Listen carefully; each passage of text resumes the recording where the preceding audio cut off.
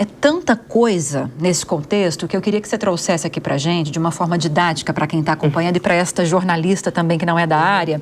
O que é mais importante em relação a esse primeiro projeto para a gente discutir aqui na mesa?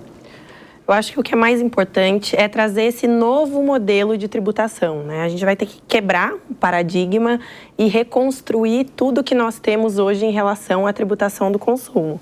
O primeiro ponto é que, como a Bruna muito bem trouxe, nós teremos a substituição de 5 tributos, CBS substituindo PIS e COFINS federal, IBS substituindo ISS e ICMS, ISS municipal e ICMS estadual. O primeiro ponto, só para abrir aspas aqui em relação ao 108, o porquê ele não será votado, e ele é muito mais complexo e ficará para o ano que vem, é porque no 108 tem o comitê gestor.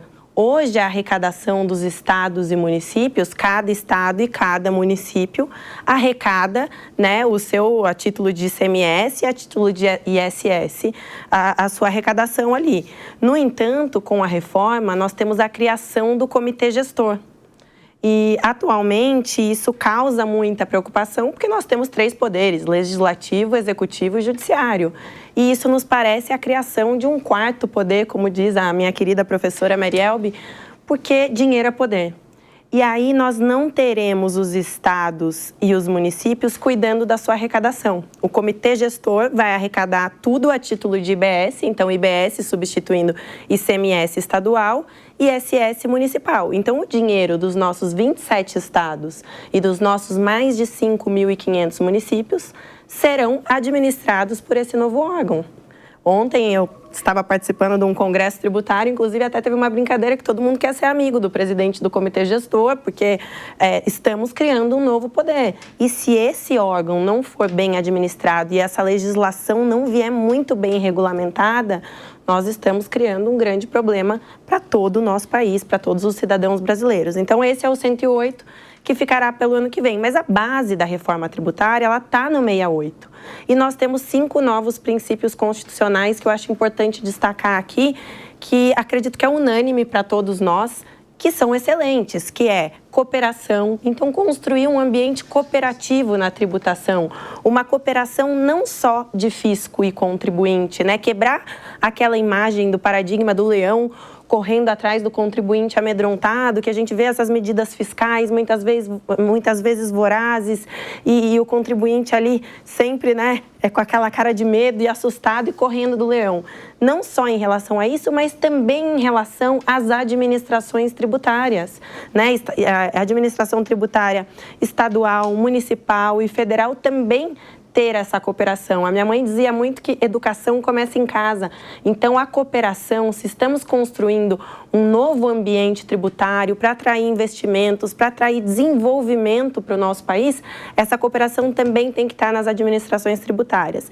A simplicidade, que consiste muito nesse IVA dual, né? Então, nós temos CBS e IBS, como eu falei, a IBS que será administrada aí pelo comitê gestor, e o imposto seletivo. Aqui, o imposto seletivo, nós temos ele com uma natureza extrafiscal. Extrafiscal é toda vez que um tributo ele não tem como objetivo principal a arrecadação. A arrecadação, lógico, ela vai existir, ela é um objetivo também, mas não é o primeiro objetivo. O primeiro objetivo ou é interferir na economia, ou é interferir no comportamento social, afinal o tributo pode fazer isso, ele influencia no preço. E aí nós temos o imposto seletivo, que em muitos países do mundo é chamado inclusive do imposto do pecado, que é comum que ele incida sobre o álcool e sobre o cigarro.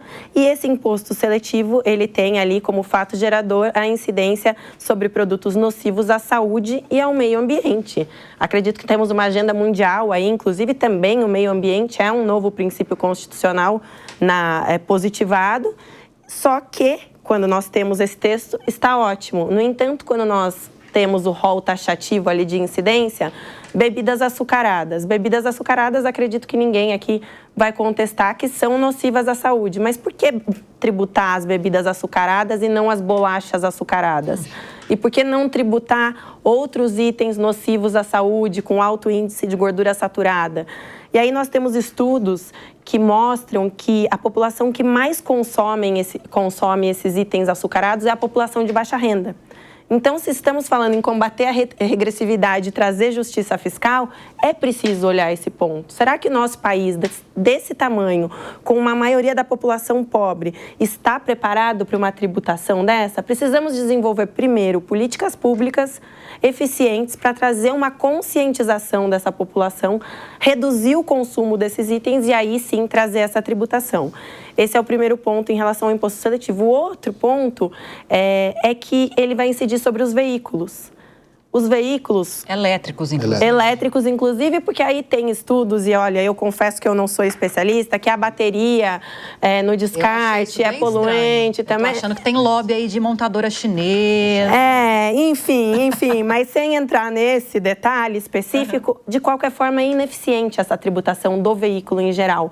Nós sabemos que a indústria automobilística ela é muito importante para o nosso país, que ela gera muitos empregos e que ela tem uma arrecadação significativa de IPI. E o IPI, ele será reduzido à alíquota zero, exceto o IPI Zona Franca de Manaus, que a Zona Franca de Manaus, acredito que tem que ser um bloco exclusivo para ela, se a gente começar a falar, ficar aqui até amanhã. E aí, só para terminar o meu ponto em relação aos veículos, eu posso ter o mesmo carro que você, Lívia, e eu rodo mais de 1.000 quilômetros por semana. Eu rodo mesmo, tá? Porque eu trabalho pela região e eu viajo, eu tenho clientes em vários lugares e você pode morar aqui ao lado do seu trabalho e rodar apenas aos finais de semana 100 quilômetros por semana. Nós temos o mesmo veículo que terá essa taxação a mais, né, devido à poluição, né, à defesa do meio ambiente. No entanto, não há eficiência na tributação do veículo. Se eu tenho que combater esse tipo de poluição, eu tenho que tributar o combustível e não o veículo. Então, assim, são medidas que a gente vê, medidas arrecadatórias. Assim como na renda ali nós vimos uma distribuição de lucros disfarçada no meio do pacote de fiscal, nós temos uma preocupação em relação a isso e também a redução do IPI à alíquota zero e não extinção do IPI, porque a qualquer momento esse IPI será que vai reaparecer? Então, são pontos de preocupação. Mas, sem dúvida, a simplificação, a transparência que traz esse modelo de IVA, eu acredito que a longo prazo teremos, sim, frutos. Temos o ponto da neutralidade. Um dos grandes problemas no país hoje, na tributação, é a cumulatividade de tributos, é o fato da empresa não poder se creditar de tudo. Hoje temos discussões em relação a PIS e COFINS, por exemplo, do que é insumo, do que é insumo. E aí é um alto índice de judicialização.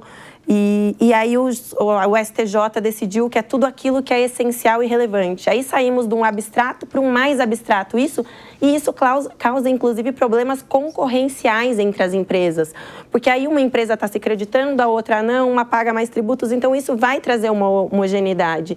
E embora, como o Túlio trouxe muito bem, temos as reduções de alíquotas que causam polêmicas. Por exemplo, temos ali nas reduções de alíquota parques de diversões. Isso causou grande polêmica, porque no mundo todo o IVA ele tem um padrão ali de alíquota geral para não ter essas distorções no mercado. No entanto, quando você olha parque de diversão, causa assim, olha, eu faço jus, não acho, eu tenho filhas pequenas, acho parque de diversão importantíssimo, mas saúde tem que estar lá, a questão da educação, pessoas com deficiência. No entanto, quando nós olhamos para alguns pontos ali de redução, nos parece, como você disse, que será que foi matéria de lobby? Então, para que haja uma alíquota razoável, que possa trazer uma consciência para o cidadão da importância da arrecadação, da importância de pagar tributos, é preciso rever esses pontos. Sim. O que está pesando, na sua opinião, de todos esses pontos, José Guilherme, que a Ana Carolina levantou, para essa possibilidade de atingirmos o maior IVA do mundo? Vamos lá. A reforma, como eu falei anteriormente, ela vai ter um impacto positivo a longo prazo como um plano real. Mas ela traz alguns pontos de preocupação. A transição muito longa, a meu ver, né? 2, vai ter um aumento de litígio inicialmente, né? Estou falando para os advogados tributaristas que vai ser a década de ouro deles, tá? Que vai ter um aumento de demanda judicial, principalmente no início, né? O governo tem que correr atrás tecnologicamente, né? O SERPRO está já em desenvolvimento de toda essa plataforma tecnológica. As empresas vão ter que fazer investimento em tecnologia também, né? Verificar que o seu fornecedor de ERP, se já está se preparando para a reforma. As empresas que têm contrato a longo prazo vão ter que rever esses contratos também, qual que vai ser o impacto, né, da reforma nesses contratos, verificar se vale a pena ficar em extrema ou não, né, porque o benefício vai acabar, né, o que vai ter um impacto muito grande vai ser a logística, né, onde está o meu mercado consumidor, aonde não está. O jogo vai equalizar, teoricamente, se não tivesse tantas exceções, né, porque quanto maior a exceção, né, alguém vai pagar essa conta, claro, ali, não existe mágica, né? Não existe mágica, né? E hoje, né, só em litígio tributário nós estamos falando em 5 trilhões de reais. É muita coisa, né? E hoje as empresas gastam 1.400 horas para cumprir todas as obrigações acessórias, né? Nós temos um cliente nosso que tem planta aqui no Brasil, no Canadá e nos Estados Unidos, eu dou sempre esse exemplo. Aqui ele tem 40 pessoas para cumprir as obrigações acessórias. Nos Estados Unidos ele tem uma, no Canadá ele tem uma. Então, por aí você vê como é que é o nosso manicômio tributário, né? A complexidade tributária. Se a gente conseguir diminuir isso, que é o que a reforma promete, né? E nós temos essa expectativa, o ambiente de negócio empresarial vai melhorar e muito. Porém, as empresas, volto a falar, se não tiver eficiência econômica, elas não vão sobreviver. Então, esses estudos têm que começar ontem, na verdade, não é hoje nem amanhã, é ontem, né? Porque o impacto vai ser brutal, tanto na parte estrutural de arrecadação, etc., como nas empresas e no dia a dia da nossa vida, porque vai ter maior transparência quando a gente for comprar um produto. Estou pagando X de imposto, né? Então, isso também, para o consumidor final, é importante também, essa transparência, né, tributária, da carga tributária.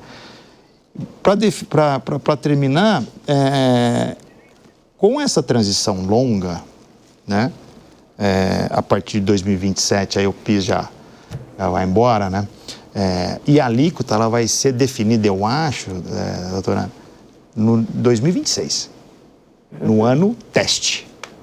Vai ser possível já no ano teste? O ano teste que vai definir a alíquota, ao meu ver, né? Por quê? Porque é a vida real.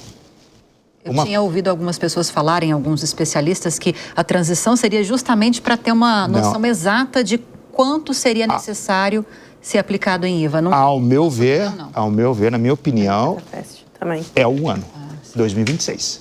Ali vai ser definida a alíquota real do IVA, 2026.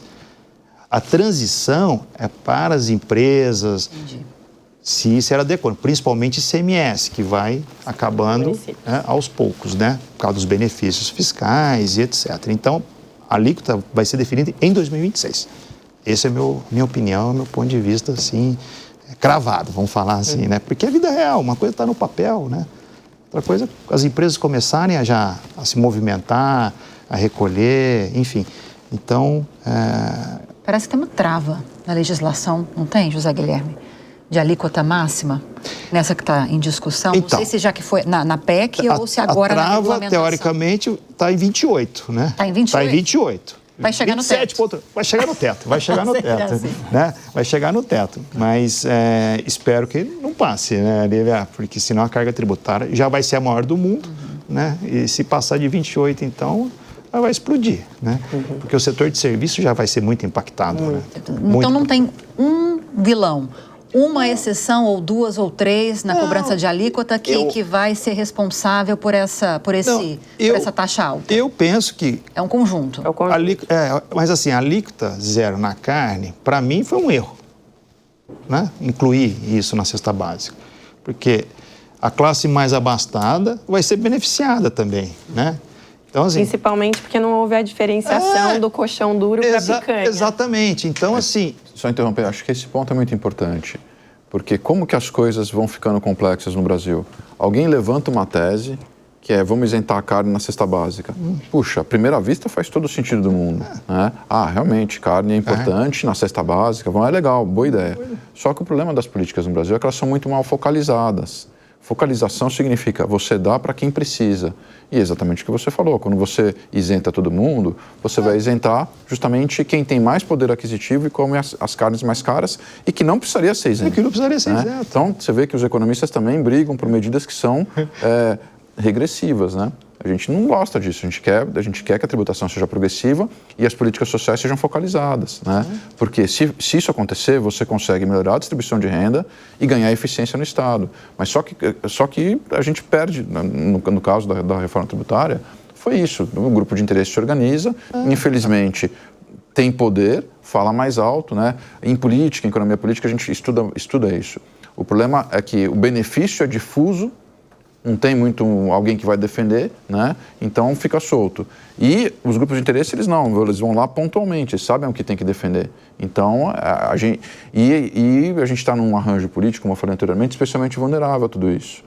E daí vale. Assim, em todos os lugares, IVA é um único imposto. Aqui a gente criou uma jabuticaba, tem um monte de imposto que era para ser um. A gente está chamando de mas são 3, na verdade, né? Então, já tem alguma coisa errada. Puxa, porque em todo lugar do mundo tem 1 e aqui tem 3. É esquisito, né? Justamente por isso, você não teve força política para vencer os grupos de interesse. Então, a gente precisa voltar a botar a bola no meio do campo e falar assim, a economia política ela tem que ser jogada com o seguinte olhar. O que melhora a produtividade da economia? O que melhora o ambiente de negócios? O que melhora a distribuição de renda? São 3 critérios simples, você tem que atender esses 3 critérios simultaneamente. E a gente vê muitas vezes no debate, você pega uma bandeira, vamos isentar a carne que é bom.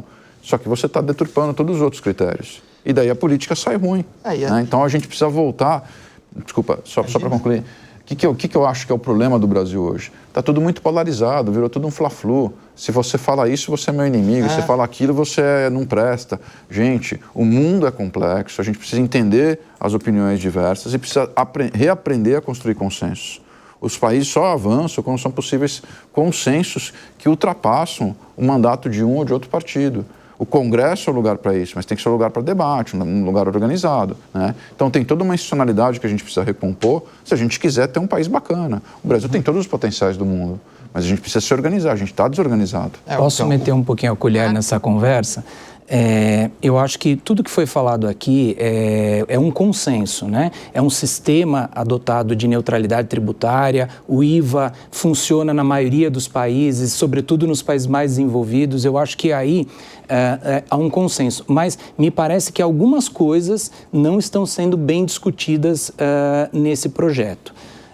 Todo sistema que funciona precisa de algumas calibragens, né? Os americanos falam checks and balances, né? Os freios e contrapesos. Então, ao aplicar esse sistema no Brasil, existe um detalhe que parece que é um detalhezinho, mas é um detalhezão que não está sendo observado, que é o setor de serviço. Muito se fala, o preço da carne, o preço desse produto, daquele, a guerra fiscal entre os estados, mas vamos lembrar que o setor de serviço representa 70% do PIB brasileiro. O setor de serviço está onde? Está nos municípios. E está aonde que ele é representado no imposto? No ISS. É ali que está representado.